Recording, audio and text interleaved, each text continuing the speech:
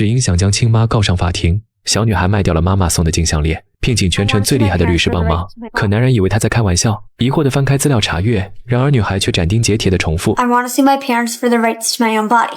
They're trying to force me to give her my body parts. 原来每隔一段时间，父母就会取走她身体的一样东西。可尽管小安娜不停地挣扎，他们还是将她控制住，强行抽走了骨髓。年仅11岁的安娜却已经上了不下10次手术台。然而父母之所以这么做，也全都是因为要救安娜的姐姐。在姐姐4岁那年，就查出了急性早幼粒细胞性白血病。可是医生找遍了骨髓库的资料，都没有一个合适的捐献者，甚至连父母和哥哥也没能配型成功。可是以姐姐的病情，根本就没有时间一直等合适的人捐献。看着夫妻俩万分的焦急，医生故意压低了声音，隐晦地建议2人再要一个孩子。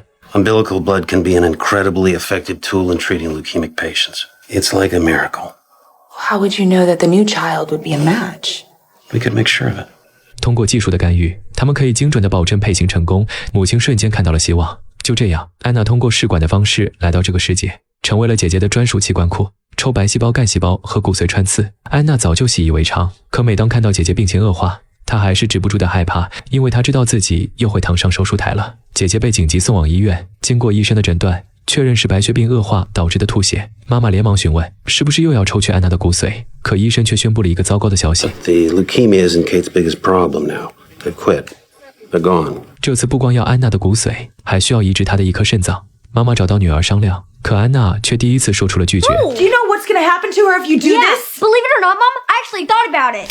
清脆的耳光将周围的空气抽离，安娜冲出病房逃离了这里。妈妈生气地抱怨着孩子的任性，可她从没考虑过小女儿的想法。随后安娜找了全市最有名的律师，状告自己妈妈的行为。看着满满当当的手术记录，律师也非常同情眼前的女孩。不过出于对姐姐的考虑，他还是试探地询问 You do know what will happen if you don't give your sister your kidney, don't you? Yeah, she'll die. You sure you want to go through with this? 看着女孩坚定的眼神，律师还是接下了这个活。当天夜里，母亲就收到了律师函，于是将家人们聚在一起，希望能说服安娜改变想法。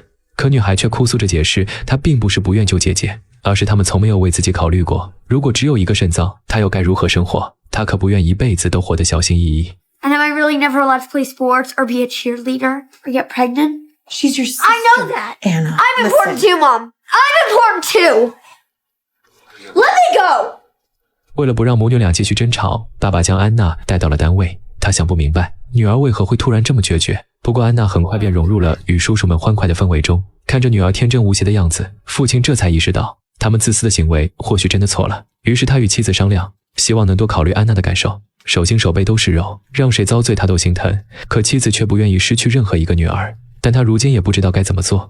Well, you're going to take her ankles, I'll take her wrists. If we do, every day for the rest of her life, she's going to look at us like we forced her, like we used her. It should be right. Christ's sakes, Brian, I didn't do this. Whose side are you on? 丈夫现在不支持自己，他只能找到安娜的律师，希望对方不要陪着小孩子胡闹。可男人却义正言辞地表示，只要安娜自己不情愿，他就会一直帮她到底。母亲不明白这对律师有什么好处，小孩子身上根本没有油水可捞。律师翻出安娜病历，她在11年里经历了8次住院治疗，一个健康的孩子，做了不下10台手术，还被迫使用了各种影响发育的药物。Every procedure had its risks and complications. Anna understood that. She was okay with it. 5 years old. 面对律师的举证，母亲找不到反击的理由，可刚想转身离开，却被对方叫住。Mrs. Fitzgerald, did you ever say to yourself, maybe I'm wrong, maybe I took it a little too far? 其实母亲也不是不爱安娜，只是姐姐经历的痛苦让她挪不出对其他孩子的关心。曾经姐姐因为化疗，总被路人用异样的眼光看待。自尊心受到打击的她，躲在屋子里不肯出门，也不肯配合治疗。为了让女儿振作起来，母亲毅然决然地冲进厕所，剃掉留了多年的长发。有了母亲给予的勇气，姐姐不再惧怕他人的目光。他们一起去游乐场游玩，这天是一家人最快乐的日子，在大家的欢声笑语中，仿佛病痛从未发生过一样。可当思绪拉回到现在，母亲又不得不来到法院参加庭审。法官按照流程先对双方进行庭前调解，律师递交了以往类似的案例，请求有限地终止父母为安娜做决定的权利。可母亲却认为孩子太小，没有成熟的思想，等将来长大了，一定会为没救姐姐而终身遗憾的。两个大人各执己见，根本无法做出有效调解。于是法官提出要见一见当事人。可是看到安娜的第一眼，他就觉得不对劲了。在女孩的眼里，没有一丝对家人强迫她的怨恨。聊天中提到了她与姐姐的关系，也看得出孩子打心底里心疼姐姐的遭遇。对方刚想安慰，安娜却转头看向法官女儿的照片。Can I ask you something? She? What's it like when she died? Did you know, Tina? 安娜与照片中的女孩并不相识，可曾在电视上看到过法官女儿离世的消息。不过安娜并没有恶意，她只是想了解家人离世会有怎样的感受，没想到却让对方陷入深深的悲痛中。等法官整理好情绪返回法庭，以他目前了解的情况，还无法做出准确的判断，于是他宣判了推迟庭审。然而就在当天，医院里却传来了不好的消息，医生拉着母亲窃窃私语，表示姐姐的身体正在崩塌的边缘，现在的状况已经撑不了几天了。一旁的姐姐察觉到异常，猜到了二人的谈话。 We're at the end. Dr. Chance? What is it, Princess? Hard to say. But if nothing changes, not too long. 妈妈不愿意医生给女儿传达消极的思想，拉着对方出门商量接下来的治疗方案。一旁的女医师劝她放弃，可以陪女儿度过一段最后的快乐时光，但母亲坚决反对，再一次和医生争论起来。看着妈妈的背影，凯特心里不由得一阵酸楚，他的内心已经接受自己的结局，不愿妈妈再做无用的挣扎。其实原本他也有对抗病魔的决心，相册里的光头男孩就曾带给他无尽的希望，那是在姐姐第一次化疗前认识的。也许是两人经历过同样的痛苦，加上彼此乐观的处事态度，他们互相吸引，很快便走到了一起。二人互相鼓励对方，携手朝着好的方向发展。不过经历了几次的化疗，凯特的头发也越来越稀疏，但在对方的眼里，她永远都是最美的样子。泰勒和所有青春期的小男生一样，面对喜欢的人也很羞涩。 So, hospital throws this dance for sick kids. It's really dorky. It's done like a regular prom. You're a patient and I'm a patient, and maybe we could go together. 看着男友紧张的样子，凯特心里暗自窃喜。等到舞会当天，家人们为她整理好了妆容，叫上男孩一起迎接。和煦的阳光勾勒出女孩的身影，那美丽的画面简直是他们最幸福的瞬间。家人们指挥着两人拍照，看着女儿害羞的样子，爸爸心里百感交集。要是女儿没有生过病，一定会比现在漂亮万倍。 You ready? Have some fun. 舞会上浪漫的氛围也让两个孩子荷尔蒙爆棚，他们一起出逃，在昏暗的医院里冒险，最终二人在废弃的病房里偷吃了禁果。 If I didn't have cancer, I never would have found you. So yeah, I'm glad I'm sick. Me too.